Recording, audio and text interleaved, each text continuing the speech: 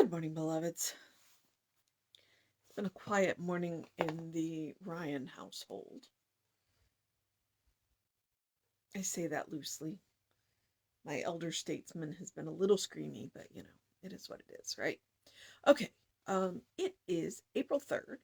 I still have not figured out how to fix my book, but that's okay. We are on the book Beyond Appearances, which is a collection of daily guides from the Science of Mind magazine that were collected in the I think I said 95.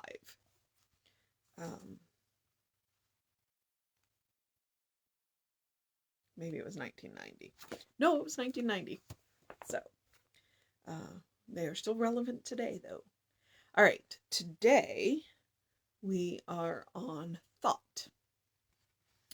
And our first quote is, "Whatsoever a person soweth, that shall they also reap." Galatians 6:7. And just as radio messages are operative through a universal medium, so our thoughts are operative through a universal medium, and that is the Science of Mind, page 77. We are either masters or slaves to our own thoughts. Before we can possibly direct the circumstances of our lives, we must first establish within ourselves ideas as to what we wish those circumstances to be. In other words, it is up to us to create our own worlds. Beginning with the inner world of self, a planted seed sprouts, pushes its way through the soil to reach the sunlight. It reaches higher and higher, spreading out, making a place for itself in life. A human being possesses the power to think and move, choosing their own environment, their own soil in which to develop. You can plant the seed of a thought in the soil of your heart, nourishing it as it pushes its way through your being to the sunlight of divine guidance and divine right action. Thus, you create the sort of world in which you most desire to live. Remember, first build an ideal inner world, for it will then be reflected in your outer affairs. To gain more happiness, think more happiness. All right. I am aware of all that is perfect and good. My peaceful, loving, joyful thoughts are direct reflections of divine peace, love, and joy. In the quietness of this moment, I mentally rest beside a tranquil pool, translucent and calm and beautiful, and in my contemplation of it I am refreshed. In this silence, my own thought is directed into oneness with my God and God's goodness and greatness now expressed through my entire being. All right. So I have two thoughts on thought. First being, whoever the writer is mentioned, which it's WM, so I'll look it up at the end, mentioned a plant pushing up through the soil. And so my first thought is just that. There's a meme that goes around periodically, and it's very important. It's like when a plant fails to thrive, you don't change the plant, you change the plant's environment. All right. So that being the first things. So if you are failing to thrive, or you're not thriving as much as you think, then maybe you want to look around at your environment. Are there people in your environment that are not supportive? What in your environment are you in? Are there people around you that are supportive? Are there people that are not supportive? Can you minimize the contact with the people that are not supportive? Are you doing things that are feeding you? Is your job feeding you outside of, obviously, bringing in the money to feed you? Are you doing activities, i.e., do you have a community? Not a work community, but a community. I have several different kinds of communities. I have the center, which is part of my positive community. I have a job, which, depending on the day, you know, um, and then I also have, a group of Rennies that I run with. So, and some of those people overlap, you know, the theater, the Rennies, and people that I go to church with, some of them do interact and interlock, and and overall, I do things. I go to the park. I exercise. I'm doing things that support. I'm also, kind of picky about the books that I read and the movies that I watch, and because I'm aware of what I'm feeding my head with. So I'm aware of what I'm using to create my environment. So then the second thought, the follow-up thought to that is where our writer starts with uh creating our own worlds. Okay? Where we start in our thought, we visualize in our minds what kind of world we want to live in. Because if you look at quantum theory, we all do live in our own, we literally live in our own worlds, because nobody experiences the world exactly the way we do. So we literally live in our own world, and we have, to a degree, power to create the world that we live in. Um, do we believe that people, as a general rule, are good people? Or do we believe, as a general rule, people are not? Do we believe that people are out to get us? So those thoughts create the world that we live in. Because if we believe, as a general rule, that people are good, then we're going to see that.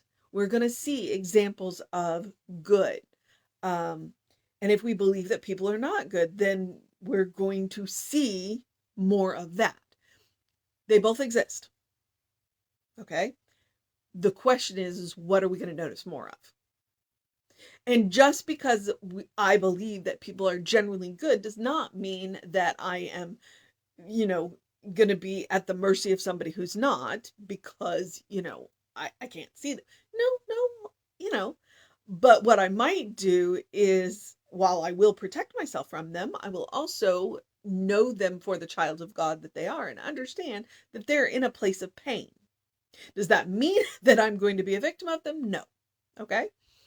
But I'm going to say, I see you as a beloved child of God. I hold that space for you until you can hold that space for yourself. And then I will keep myself safe. So, I'm a big believer in distance.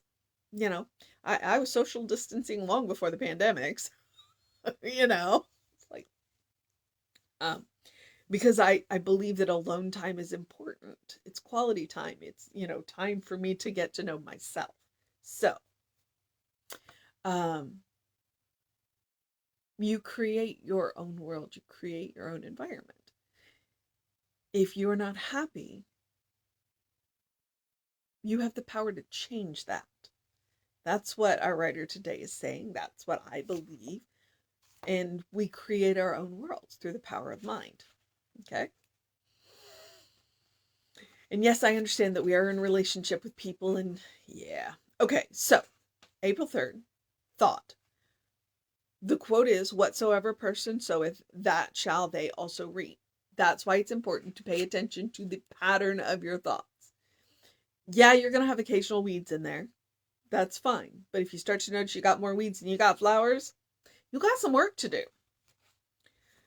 Just as radio messages are operative through a universal medium, so our thoughts are operative through a universal medium. And that is the Science of Mind, 77. Okay, so we are either masters or slaves to our own thoughts. We are either masters or slaves to our own thoughts. We have the power to control our thoughts. Are we exercising it? Before we can possibly direct the circumstances of our lives, we must first establish within ourselves ideas as to what we wish those circumstances to be. We have to build the inner world. We have to build the inner world, and that inner world is built from the pieces of what we consume. So, and that includes TV, movies, books, art, conversations with other people. That's what we use to build our world. So maybe go back and look at the pieces that you're using. There's a reason I don't watch horror movies, because I don't want to build that into my world, because I would not be able to help it. In other words, it is up to us to create our own worlds, beginning with the inner world of the self. So go back and look at the pieces that you're using to create your world. A planted seed sprouts, pushes its way through the soil to reach the sunlight. It reaches higher and higher, spreading out, making a place for itself in life. And remember what I said about plants. If the plant is not thriving, we don't change the plant. We don't tell a plant the plant is bad. We change the environment. We change how much sun it is getting. Maybe we repot it into different soil. Maybe we water it more often or less often. Okay? A human being possesses the power to think and move, choosing their own environment, their own soil in which to develop. Okay? We have the power to choose who we associate with, where we live, what we do. And I understand that's to a degree, but we're always a choice. You can their own soil in which to develop. You can plant the seed of a thought in the soil of your heart, nourishing it as it pushes its way through your being into the sunlight of divine guidance and right action. I would suspect that they're talking directly about treatment.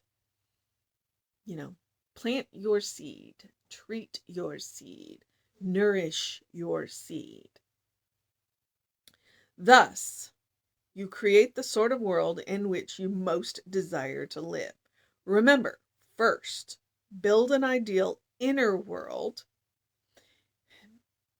And that's one of those things about being alone with yourself.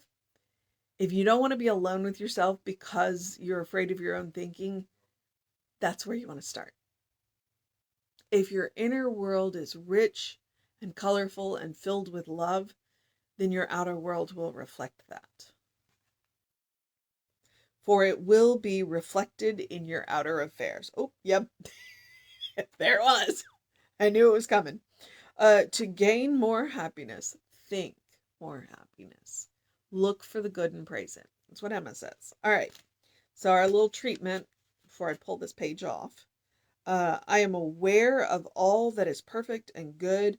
My peaceful, loving, joyful thoughts are direct reflections of a divine peace, love, and joy. In the quietness of this moment, I mentally rest beside a tranquil pool, translucent, calm, and beautiful. And in my contemplation of it, I am refreshed. Do you have a beautiful place in your mind to go? Especially for meditations? In this silence, my own thought is directed into the oneness of my God and God's goodness and greatness now expressed through my entire being. All right. I'm liking these little treatments at the very bottom. Okay. Well, I want to find out who WM is. William Miller. Name does not mean anything to me, but we can look him up. All right, beloveds. So, the mission today, should we choose to accept it, is to look what we're sowing, because that is what we are reaping. To look towards our inner life. What is our inner life? And to enrich our inner life. So that's what I would suggest to you. The mission today, should we choose to accept it, is to enrich our inner life, because it will be reflected back to us in our outer life. All right, beloveds. I am going to move into the process of my day, which is to go eat breakfast so that we can have an amazing service for you at 11, because we are starting the quest for April. I'm excited about it. And I'm excited about it for a couple of reasons, one of which being I get to do the wrap up. I get to do the last Sunday in April. So I'm excited. All right. As always, I gave you the mission, and now I'm going to suggest a spiritual practice, one that is quick and easy, or could take all day. It's up to you to do something loving for yourself, to do something kind for yourself, to do something compassionate for yourself, whatever it looks like. It can be as simple as taking a deep breath before you speak. It can be a nap, a walk, a day of rest, super important. Maybe a day of arranging your outer environment, because sometimes our outer environment can really reflect our inner environment. It can be uh, and there it went, enjoying savoring something. Too often we eat to fuel, and we don't enjoy what we're eating. Try it. It is a spiritual practice to really enjoy what you're doing. Okay. The other things, as always, because the reason I suggest the spiritual practice of doing something loving for yourself, kind for yourself, compassionate for yourself, I want you to create a habit. I want you to create a default setting. I want you to create a first response so that no matter what happens, your first response will be loving, kind, and compassionate. If you can do it for yourself, you can do it for anybody. And that really is key to making a world that works for everybody. Love, kindness, compassion. Okay. I also encourage you, as I always do something to engage your mind and your body, unless it is a day of rest. Sunday is my day of physical rest.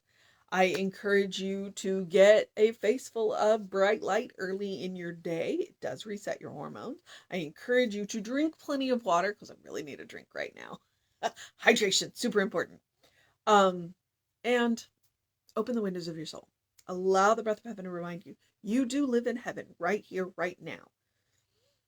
It is all around us, all the time. It is a matter of us looking for the good and praising it, as Emma says. But it is also about making sure that our inner world is good.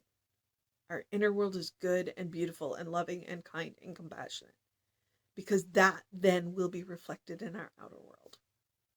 So, open those windows. Let that fresh air in. Okay? It's springtime. I can say that because my windows are open right now. Okay. So have a great day, an amazing day, a wondrous day, a fantastic day, a spring day,